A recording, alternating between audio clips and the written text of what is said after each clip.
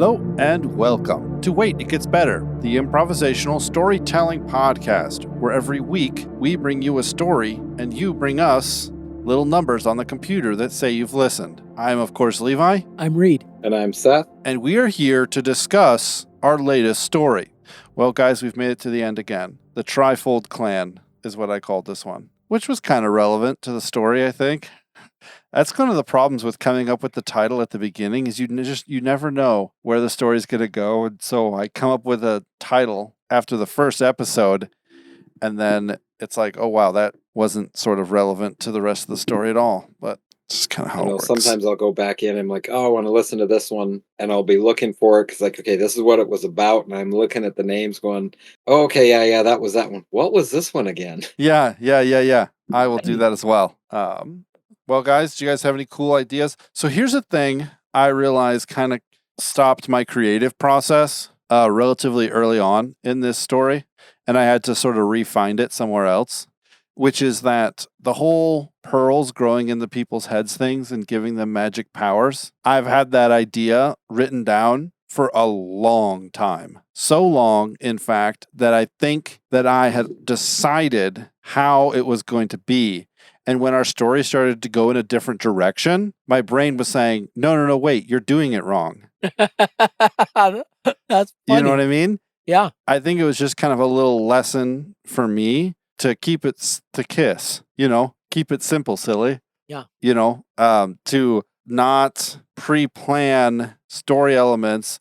And if I do have a cool idea, write it down, but be willing to immediately sacrifice it for another cooler idea. I think you can kind of hear it in one of the episodes, how I get kind of pissed off, I think, at Reed for an idea he had because it wasn't conforming to the idea that I had for it. I was kind of wondering where that was coming from. Yeah, send me an email if you knew where that was happening, and I'll let you know if you're correct at Waititgetsbettercast@gmail.com. But that was an interesting thing that I experienced. And I typically don't experience that to that degree very much, but this time it was like real heavy. Anything you guys thought was cool? Any cool inspirations from fiction books you've read or anything? I mean, I've had in that same vein, not that it has to do with this story exactly, but this evening before we recorded, I found out that an idea that I had in my mind actually just kind of got ruined for me. What? Yeah. How so? So I had this crazy idea that I thought it would be, kind of out there for a hero idea. Yeah. That this guy learned kung fu from Jesus. Okay. And so it was like, okay, like, how's that going to fit in? So like, is it going to be like early, first century AD where this guy's like got super kung fu powers he learned from Jesus? Okay. Or is it going to be just like something weird where like, like he's a monk on a mountain and Jesus teaches, like, I don't know, in some kind of like vision or something. I don't know, whatever. But it was like this idea where then this kung fu master actually like learned his kung fu from Jesus. Sorry if that sounds really sacrilegious. Yeah. It was just, I don't know, like a wild idea I had. So the Babylon Bee shared a story from Not the Bee about this. I don't know if it's like a national movie, but it's a movie about, it's just this, as it says, this adopted Viking orphan who then finds himself in the Holy Land in the first century AD, who then apprentices under Jesus as a carpenter. Oh, and get this, the guy then is like in like the, not gladiators, but he does like MMA fighting. Great. And so I'm like, there goes my idea. Someone already did it and like, I don't know, put it in this like weird like collage of like, I don't know, I watched the commercial for it and I'll send it to you later.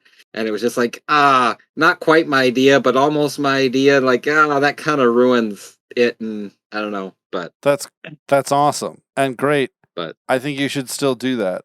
So maybe next time I get hero. Yeah, don't do it like next story because then it'll be fresh in my brain, I'll wait a while and I'll mull it over because seeing it in that way made it, I don't know, seem a little bit more sacrilegious than I had originally thought it to be. But anyways, I thought that was kind of funny that I've been mulling that idea for, I don't know, several months. And then I saw that and it like almost hit it to a T. Now, I don't think that Jesus is the one that taught him kung fu, or MMA or whatever it is that he does, but it came pretty close.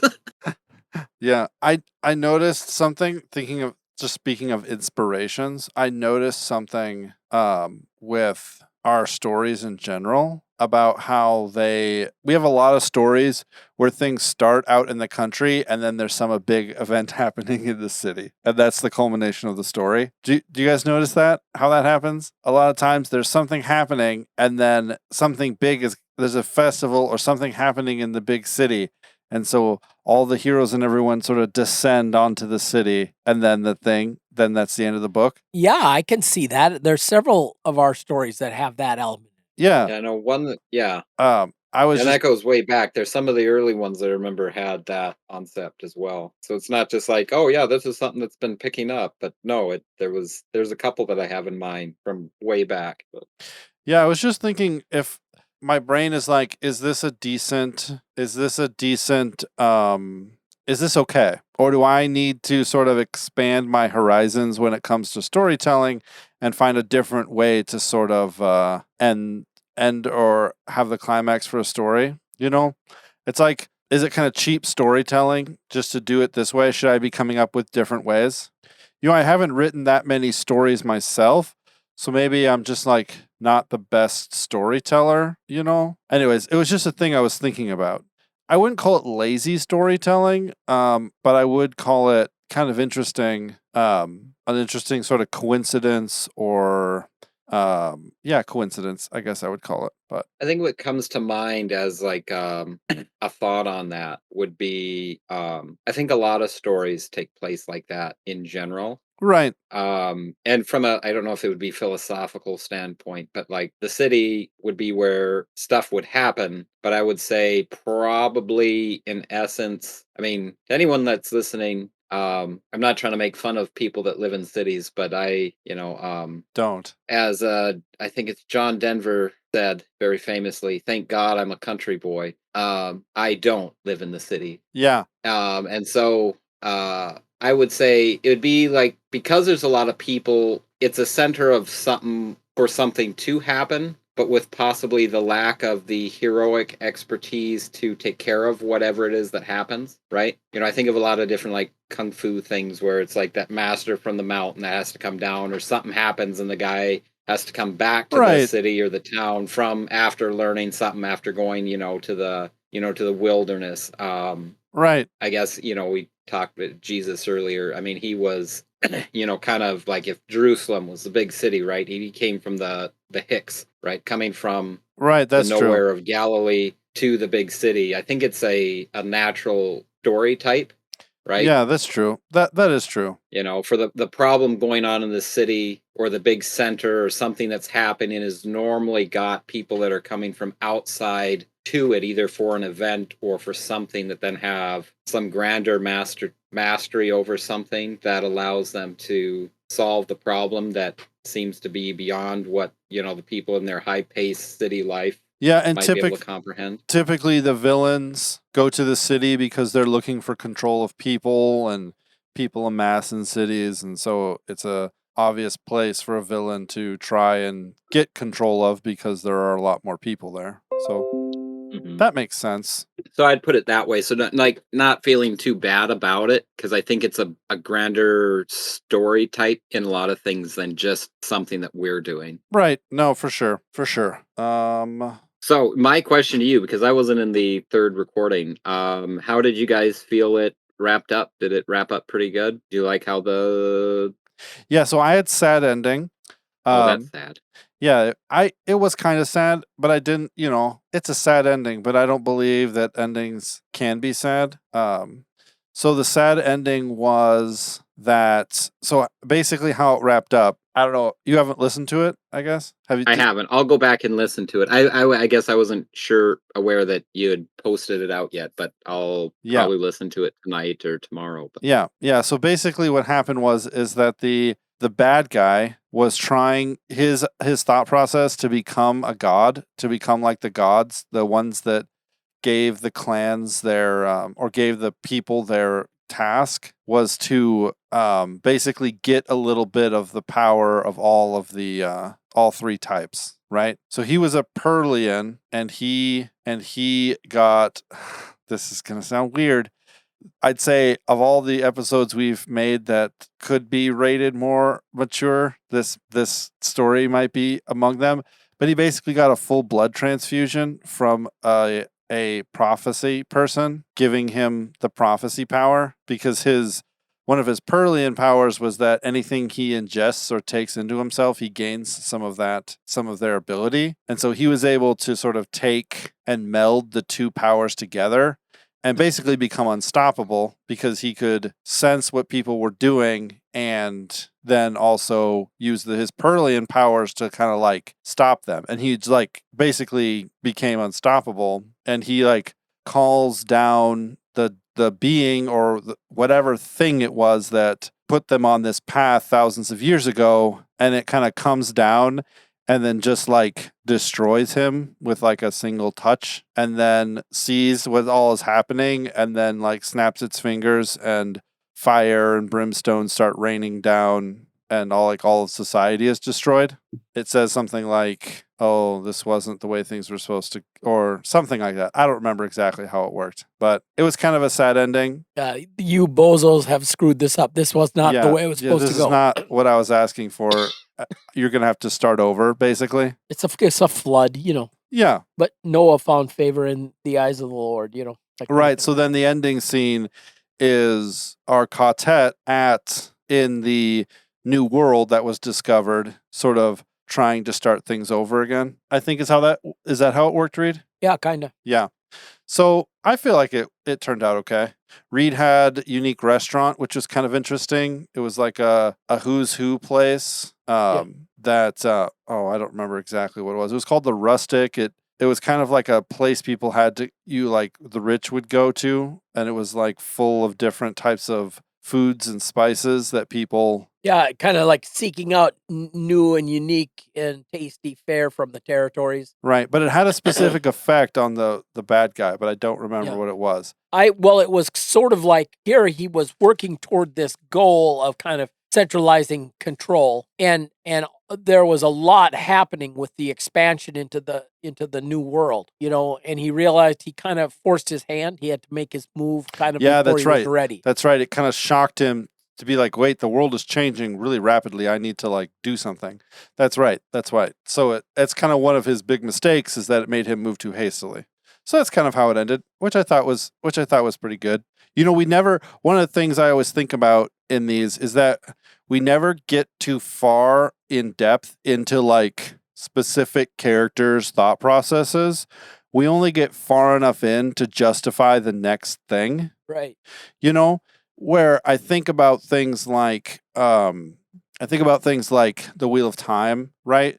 There's so many characters, but Robert Jordan and then Brandon Sanderson really give the space for them to kind of explore their personality in the world. Certain characters, they get that space. And so while I really like this format, I also realize I'm kind of doing a disservice, because we really kind of are creating an idea and then being like, all right, next idea. And I have heard from several people that it's kind of crazy, like how many new ideas we go through, because it's just like, well, what about that? Wait, I wanted to hear the end of that story. You know what I mean? Right. I think maybe that's where we might have to find a balance. I think before we did this format, at least in my opinion, has a better possibility. Yeah. I mean, it's spun out into 3 sections. Because I think before we'd try to cram, and unless we got sequel, which we wouldn't know until the end of recording, we would be trying to cram all too much of everything, and so you could get hung up on the nuances of one character without getting to one of the other ideas. Right. No, for sure. And so I think at least in this format gives a little bit more time to expand on a little bit of more things than a simple hang up on one thing or the other and then running an hour and then going like, okay, now wrap it up real quick. Yeah, absolutely. I think you're right. It allows us to have more story elements, instead of it. We have these like multiple story elements, so we can create more facets to it.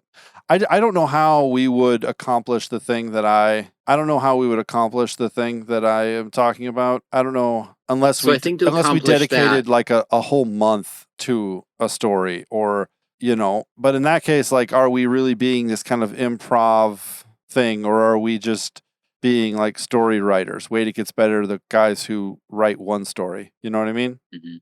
I think the answer to that would be the people you're hearing from, seem like wonderful people. I like them already. Yeah. All the hundreds of I just people. want to say how great they are, and I appreciate that they're, giving input. And Yeah, absolutely. is there any other like really nice things I can say about them? Well, I don't know if there was. No. If they'd want to be so kind as to maybe, if we made a GoFundMe, that they could pay us to take time off of work.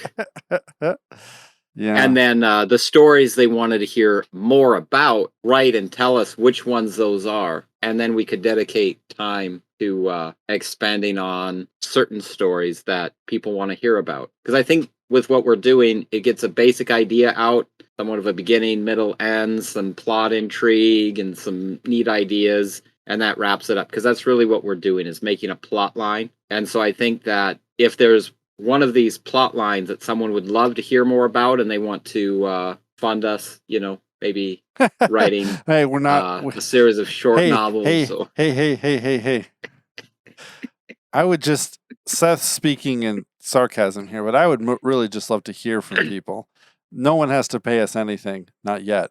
But I would just really love to hear from people, their ideas, what they think we're doing good, what they'd like to hear more from us, But I definitely think that this is not in sarcasm. But if there's any of the particular stories that really strike out to people, and they say, hey, we want to know more about this, like, tell us more in this vein of thing, definitely let us know. absolutely. Then it kind of lets us know which, where we're on the right vein, and, maybe we'll expand on one of those stories that and where we're people seem to totally like. missing the mark. Yeah. Absolutely. Well, ladies and gentlemen, thank you so much for joining us for this discussion hour. It's been a whole hour so far. I'm going to edit it down to a cool 25 minutes. You guys aren't going to hear any of the fun arguments Reed and I had. But thank you for joining us this week for this discussion as we talk about kind of our process, kind of our thought process, and a little bit kind of in the background of like what we think about, and how we sort of go about the ideas and the struggles that we have too. I think that kind of humanizes me a little bit, talking about the fact that I get irritated at people when they don't do things the way I want. If you would like to hear from us, send us a text message. I try to get on Twitter, but send us a email at waititgetsbettercast@gmail.com if you have any cool ideas, if you have any fun critiques. If you want to hear from us on Twitter, @getsbettercast is our handle. And until next time, Wait, it gets better.